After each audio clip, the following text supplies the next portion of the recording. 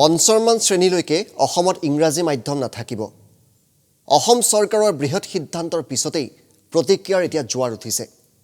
এনে সময়তে কেতবোৰ বিশেষ বিষয় আপোনাৰ দৃষ্টিগোচৰ কৰিব বিচাৰিছোঁ। ইংৰাজী নাজানিলে পিছপৰা বুজায় নেকি? মাতৃভাষা লাজৰ বিষয় নেকি? নমস্কাৰ, মই ঋতুস্মিন শৰ্মা, আপোনাক স্বাগতম বিশেষ কিছু চিন্তাৰ মাজলৈ। আজি আমাৰ যুক্তিখিনি আমি কেইবাটাও ভাগত ভাগ কৰিছোঁ। প্ৰথম, ভাষা। ভাৰতত যিটো ভাষাই আটাইতকৈ গুৰুত্ব পায় সেয়া হৈছে ইংৰাজী ভাষা। ইংৰাজী ক'ৰ ভাষা? এই ভাষা ইংলেণ্ডৰ। এবাৰ ভাৰতৰ মেপখনলৈ চাওক। ভাৰতত 28খন ৰাজ্য আছে, 8খন কেন্দ্ৰীয় শাসিত ৰাজ্য।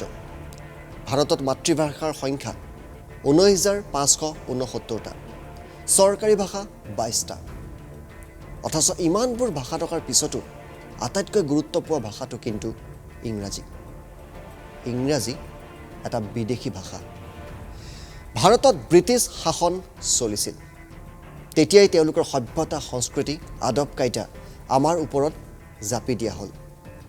আমি পাহৰিলে নহ'ব যে ভাৰতৰ স্বাধীনতা সংগ্ৰাম আৰম্ভ হৈছিল নিজৰ চিনাকি বিচাৰি, নিজৰ সংস্কৃতি, নিজৰ বুৰঞ্জী, নিজৰ ভাষা, নিজৰ পৰিচয় বিচাৰি সংগ্ৰাম আৰম্ভ হৈছিল ব্ৰিটিছৰ বিৰুদ্ধে। স্বাধীনতা আমি ঠিকেই পালোঁ, কিন্তু সঁচাকৈ আমি স্বাধীন হ'ব পাৰিলোঁনে? নিজৰ মাতৃভাষা ব্যৱহাৰ কৰিবলৈ আজিও আমি লাজ কৰোঁ কিয়? কিয় নিজৰ ভাষাটোক পিছপৰা বুলি ধৰা হয়?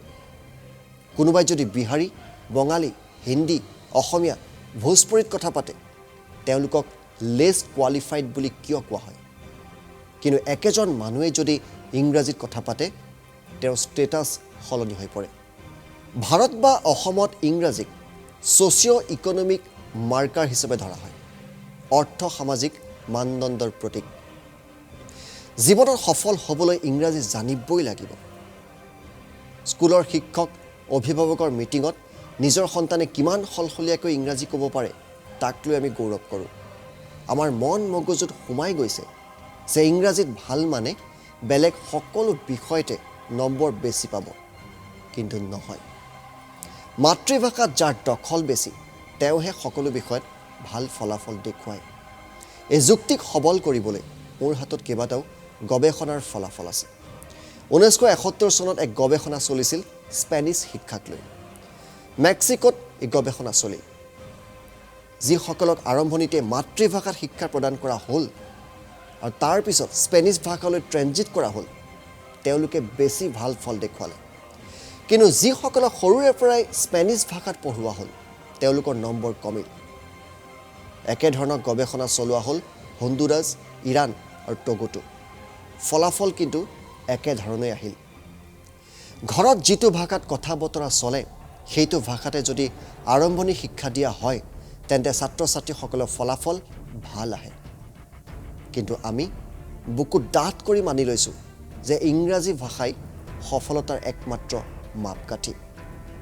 আৰু যদি সেয়ে সঁচা, তেন্তে আপুনি কেতিয়াবা ভাবিছেনে যে জাপান, জাৰ্মানী, চীন আদি দেশে কেনেকৈ উন্নতি কৰিছে? কেনেকৈ তেওঁলোকৰ অৰ্থব্যৱস্থা বিশ্বৰ শ্ৰেষ্ঠ 5খন দেশৰ তালিকাত সোমাইছে? এই দেশবোৰৰ গৰিষ্ঠ সংখ্যক লোকেই ইংৰাজীৰ ইটো চিনি নাপায়। ৰাছিয়া, জাৰ্মানী, জাপান, চীন আদি অনেক দেশৰ নাগৰিকে ইংৰাজী আনকি বুজিয়েই নাপায়। ইয়াৰ কাৰণসমূহ আজি ফহিয়াই দেখুৱাম। এইবাৰ আহিছোঁ আমাৰ দ্বিতীয়টো বিষয়লৈ, সেয়া হৈছে বুৰঞ্জী।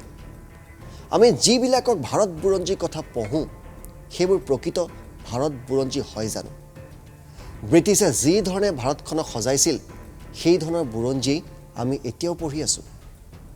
আপুনি জানেনে, ব্ৰিটিছে ভাৰতবৰ্ষক চেপি ধৰিবলৈ বুৰঞ্জীক অন্যতম এটা মাধ্যম হিচাপে ব্যৱহাৰ কৰিছিল। মেক্স মুলাৰৰ নাম আপুনি নিশ্চয় শুনিছে। 1868 চনত মেক্স মুলাৰ এখন পত্ৰ লিখিছিল। সেই সময়ত তেখেত ভাৰতৰ শিক্ষাৰ দায়িত্বত আছিল। তেওঁ লিখিছিল, India has been conquered once, but India must be conquered again, and second conquest should be a conquest by education. ব্ৰিটিছে তেওঁলোকৰ লাভ হোৱাকৈ ভাৰতৰ বুৰঞ্জী লিখিলে। আমাক শিকোৱা হ'ল যে আলেকজেণ্ডাৰেহে সভ্য সমাজৰ বুনিয়াদ গঢ়িলে। চাকাজ আৰু কোছাঞ্চ দেশৰ বাবে ভাল। মহম্মদ বিন কাছিম, গৌৰী, তুগলক, লোধিছ, মোগল এই সকলোবোৰে ভাৰতৰ বাবে ভাল কাম কৰিছে। বুৰঞ্জীৰ পৃষ্ঠাৰ মতে আকবৰ মহান। আমাৰ বুৰঞ্জীয়ে আকবৰক মহান সজাইছে। কিন্তু আকবৰে নিজৰ সাম্ৰাজ্য বিস্তাৰ কৰিব পাৰিছিল ৰাজা মান সিঙৰ বাবে। আকবৰ সাম্ৰাজ্যৰ ৰাজপুত কামাণ্ডাৰ আছিল মান সিং। আকবৰৰ কথা আমি পঢ়োঁ, কিন্তু মান সিঙৰ কথা বুৰঞ্জীত কিয় নাই? কাৰণ তেওঁ এজন ভাৰতীয় আছিল। আৰু ব্ৰিটিছে ভাৰতীয় লোকৰ গুণ বখানিব নোখোজে। এইখিনিতে প্ৰশ্ন উঠিছে, আমাৰ বুৰঞ্জী কিতাপবোৰ ইমান চিলেক্টিভ কিয়? বচা বচা বুৰঞ্জীহে আমি কিয় পঢ়িব পাওঁ? আমাৰ কিতাপত নিউটনৰ কথা থাকে, কিন্তু ব্ৰহ্মগুপ্তৰ কথা কিয় নাথাকে? ব্ৰহ্মগুপ্ত ৬ষ্ঠ শতিকাৰ প্ৰখ্যাত ভাৰতীয় গণিতজ্ঞ আছিল। ভাৰতীয়সকলক ব্ৰহ্মগুপ্তৰ বিষয়ে শিকোৱা নহ'ল, যিজনে প্ৰথম নিউমেৰিকেলছ বা সংখ্যাৰ আৱিষ্কাৰ কৰিছিল বুলি দাবী কৰা হয়। আমাৰ বুৰঞ্জীৰ পাঠ্যপুথিত বৈদিক গণিতৰ কথা উল্লেখ নাথাকে, অথচ আজিৰ পৰা বহু হাজাৰ বছৰ পূৰ্বৰ পৰাই বৈদিক গণিতৰ সহায়তে সূৰ্যগ্ৰহণ, চন্দ্ৰগ্ৰহণৰ সঠিক হিচাপ দি অহা হৈছে। বিশ্ব ভাৰতৰ বৈদিক গণিতৰ পৰা বহুখিনি অনুপ্ৰাণিত হৈছে।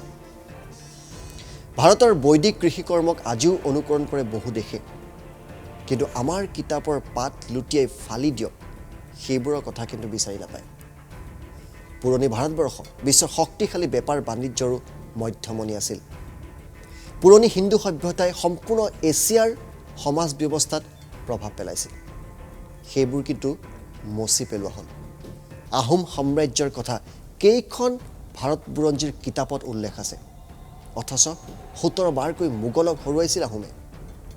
ইয়াৰ মূল কাৰণ হৈছে আমাৰ পাঠ্যপুথি আজিও ব্ৰিটিছ প্ৰভাৱৰ পৰা মুক্ত হ'ব পৰা নাই। কেৱল ভাৰত বুৰঞ্জীয়েই নহয়, আমি বিশ্বৰ যি বুৰঞ্জী পঢ়োঁ তাতো ব্ৰিটিছ আৰু আমেৰিকাৰ প্ৰভাৱ। উদাহৰণস্বৰূপে দ্বিতীয় বিশ্বযুদ্ধৰ প্ৰসংগ তুলিছোঁ।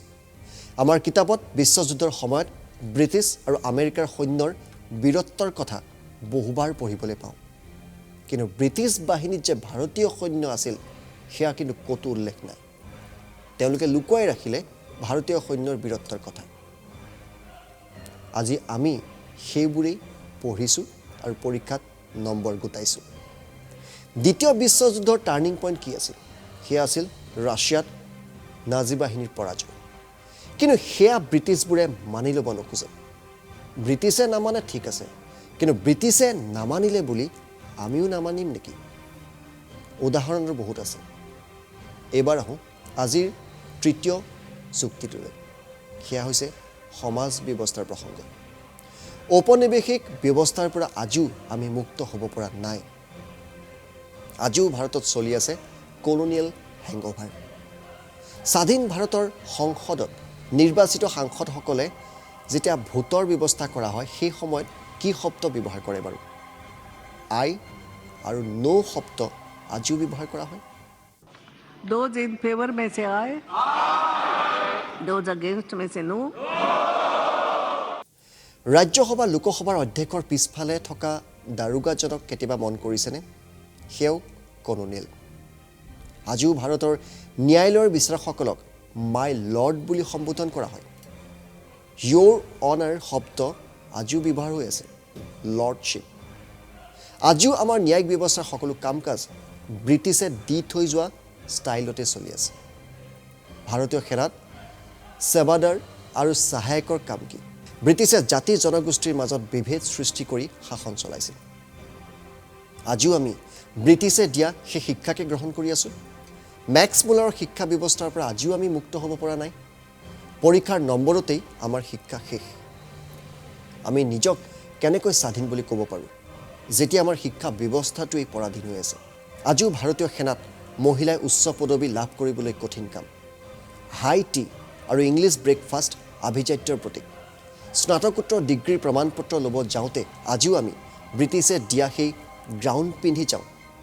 আমাৰ আৰক্ষীয়েও আজি ব্ৰিটিছে দিয়া লাঠিচাৰ্জ শব্দ ব্যৱহাৰ কৰে। আমি ব্ৰিটেইনৰ ৰয়েল ফেমিলিৰ সকলো কথাই জানো, কিন্তু ভাৰতৰ স্বৰ্ণীল সাম্ৰাজ্যবিলাকৰ কথা কেইজনে জানো শেষত কওঁ ভাৰত এক যথেষ্ট শক্তিশালী ৰাষ্ট্ৰ বহুত উন্নতি কৰিছে ভাৰতে কিন্তু সম্পূৰ্ণভাৱে ব্ৰিটিছ শাসনৰ পৰা মুক্ত হ'ব পাৰিছোনে